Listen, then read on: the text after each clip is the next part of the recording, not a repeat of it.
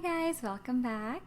Happy summer solstice. Even though it is thunderstorming outside right now, welcome to Roslyn. So I wanted to do today's video about a question that I was asked. And I was asked it anonymously, so apologies if I assume it was a girl and it was a guy, or I assume it was a guy and it was a girl. I don't think trust me, it's not relevant to the question, but apologies if I'm misidentifying. So the question was, what do you do when your partner fails to live up to your expectations?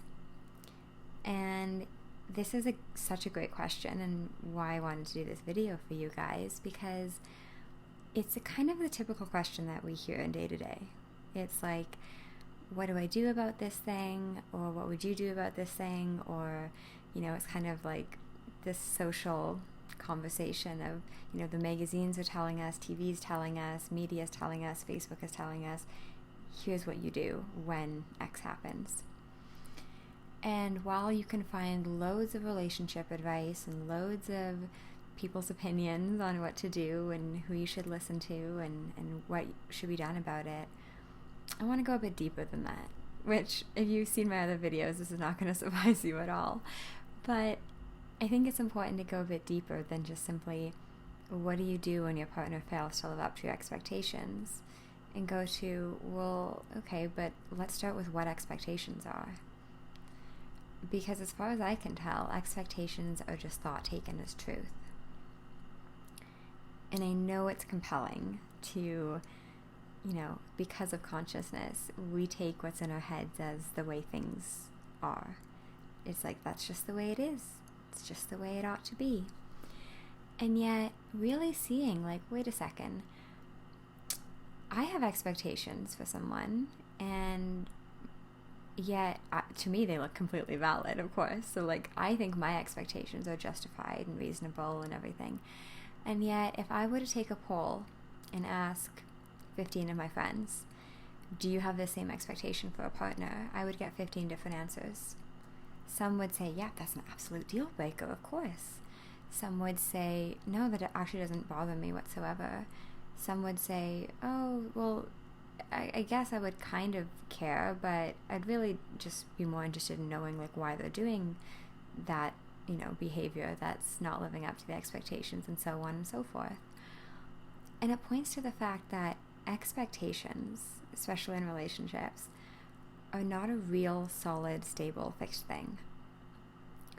They look like they are, because that is how the mind works. And when we start to see that everybody has different expectations, everybody thinks that those expectations are 100% justified and 100%, just a given, like, yeah, it's not even an expectation, that's how a partner should be, and they're not living up, then it looks like what the question was asking. So what do you do when your partners fail to live up to your expectations? And really the question we want to be asking is, can we get comfortable with the fact that our expectations are made up? What would it be like to consider that what we expect of people, what we think are just absolute truths about how a partner should behave, are subject to change? And they're not just subject in the sense of, me and my friends will have different disagreements about it and we'll all see it different ways. There's that. But there's the fact that even within each individual mind, there are times that it will look absolutely imperative that those expectations are obeyed. And there will look like times where it's less important, and it'll look like times where you forgot you've even had an expectation, and it's just a non-issue. And that's because expectations are made of thought. And what do we know about thought? Well, we know it changes. We know that it's not stable and solid, even though it really, really, really looks like it's solid and stable. We know that it comes and goes. We know that it creates a reality that we can justify and see and say, yep, that's just how it is or how it should be, and it looks like truth. And yet, when we start to see, hold on a second, if it was actually true, how is it that I didn't think that yesterday and I'm not going to think that tomorrow? How is it that when I talk to my best friend, they kind of look at me like I'm crazy and say, I don't think that's a fair expectation to have of someone? How is it that it's always changing if it's as solid and stable as it appears? And that's what I want to point you guys towards, is the fact that it looks like expectations are these set in stone things. And it looks like living up to them is a set in stone thing. They're either doing it or they're not. And yet, expectations are this whole gray area that's always changing. This idea of living up to it is this whole gray area that's changing.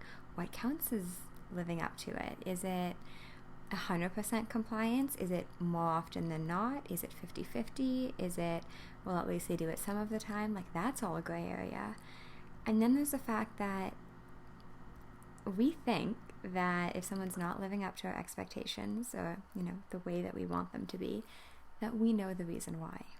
We just think, oh, I know why. It's because they don't care, or they're an asshole, or they're trying to get back at me, or we get all these reasons. And again, because of the way the mind works, they look absolutely true and justified. And yet, even that isn't true, because even that is like, well, yeah, we don't know why people do the things that they do. They do it because that looks like their best thing to do in the moment. And we don't know why that looked like their best. We don't know what was going on in their minds. We don't know what was kind of behind it. We can just have our guesses. So when we start to consider the fact that expectations are these kind of made up things, the idea of living up to and meeting expectations is again a made up thing. And the fact that we're pretty sure about what not living up to expectations means about the person or about our relationship to the person is also a made up thing. Then now we see that there's a whole idea of someone not living up to your expectations is completely made up. And that gives us the freedom to see, okay, well, this whole thing can look completely different in the next moment. With fresh thinking, with a different perspective, with a kind of catching on to ourselves about how much we're making it up, it can look completely different. And the best part about it is that there's nothing we need to do to make it look completely different. We don't need to go read magazines. We don't need to ask people's advice. We don't need to try to dig or solve our way to seeing it differently. We just have to kind of consider the fact, is it possible for me to see this differently? And if it is possible, and if all that I have to do to see things differently is to be willing to consider that I could see it differently, then it just kind of opens the door for fresh thought to come through. It opens the door for us to get a different made up idea about expectations or meeting it or a partner or anything without having to do anything to make that happen. And that's where freedom lies, and that's where change lies, and that's where transformation lies, is going before the what do you do when your partner fails to live up to your expectations, and going back and back and back and back and saying, wait a second, what are expectations? What are living up to expectations? And what does it mean that I think that there's all of these reasons and meaning and kind of story behind it, but that's not true either? And from that place, we'll have different thinking occur to us, and different things will make sense. In some cases, yeah, it'll make sense to have a conversation. In some cases, we'll be like, oh my gosh, I was just so lost in this story, and there's really nothing that needs to be, changed or talked about or addressed. And sometimes we will decide with more clarity, you know what?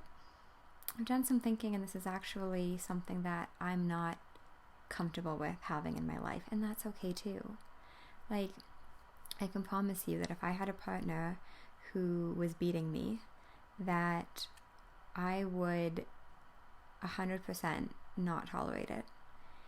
And not because I have this solid thing called an expectation, and I have a solid thing that's, what that is, meeting it, and blah, blah, blah. It's simply because we all have wisdom and common sense, and my wisdom and common sense tells me that I wouldn't stay in a romantic relationship with somebody who is violent with me. That's like so common sense to me that there's no there's no need for expectations. There's no need for any thinking. It's just like I wouldn't do that. And so I'm not saying that I'm definitely not saying, don't hear this the wrong way, I'm definitely not saying you should put up with anything, or you should tolerate anything, or you should stay. I don't care if you stay or you go. I don't care if you find another partner or not. I'm concerned with the fact that, do you understand what expectations are? Do you understand how arbitrary and made up they are? Do you understand this immense gray area of what meeting expectations is? And do you realize that if you kind of just let yourself get new thought, you'll have a different view of it, and B, enough wisdom and common sense to know what to do. You'll know if it needs to be addressed. You'll know if you should stay or you should go. You'll know if you should find another partner, or if you should talk about it, or if you should go, ask a friend, hey, have you dealt with this? I don't really know what the best way to approach this topic is. You'll know. And so it's never about saying, well, because expectations are thought, that you should just put up with anything. But when you're so kind of in your head about, this is the expectations, and this is him not meeting it, or again, her not meeting it, I don't know. This is the partner not meeting it, and this is just, what they think and what they do and how they treat me and how the relationship is, and all of that story. When all of that kind of falls away and we realize how made up that is, we see with fresh eyes what's right in front of us. And when we see with fresh eyes right in front of us, we do differently, and we do what makes sense for us to do, like all human beings do all the time. And sometimes it'll make sense to go, sometimes it'll make sense to stay, sometimes it'll make sense to have a conversation, and literally infinite other things that can make sense when we see clearer. But the more caught up we are in this whole idea of, there are solid fixed expectations, there are solid fixed not living up to it, and there's a solid fixed way my partner is, now what do I do with those givens? Well, you see the givens are made up, and there's a ton more freedom than you're seeing in the moment. And when you see it differently, the answer will become obvious. The what do I do will become so crystal clear that it's like, oh, that's what I do. Okay, perfect. So I hope this was helpful. And as always, if you guys have any questions that you want answered, please send them to me. You can either put them in the comments below, or you can email them to me. My email is in the description as well. So thank you so much, and I will be with you next week. Take care. Bye.